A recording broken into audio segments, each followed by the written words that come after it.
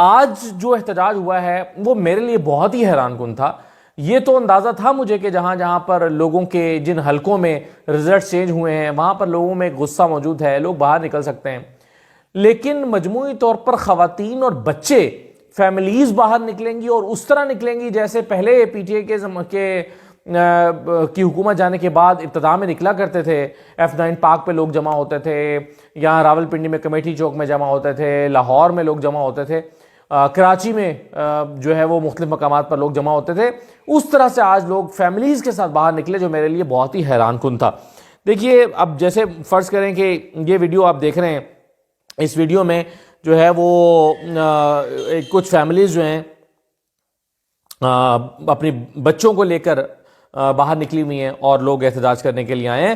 تو اس سے اندازہ یہ ہوتا ہے کہ خوف کے بت جو ہیں وہ ٹوٹ گئے ہیں اور لوگ سمجھتے ہیں, اور لوگ تھکے بھی نہیں ہیں. جو میرا خدشہ تھا کہ لوگ تھک گئے, ایسا بھی نہیں ہوا.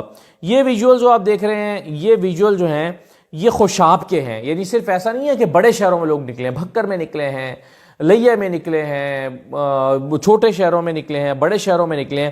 تو ہر جگہ پر لوگوں نے باہر نکل کر اپنے جذبات کا اظہار کیا ہے اور احتجاج میں انہوں نے بھرپور حصہ لیا. اب یہ دیکھیں آپ اس ویڈیو میں بھی آپ کو خواتین دکھائی دے رہی ہیں, زیادہ تر خواتین ہیں, مرد ہیں.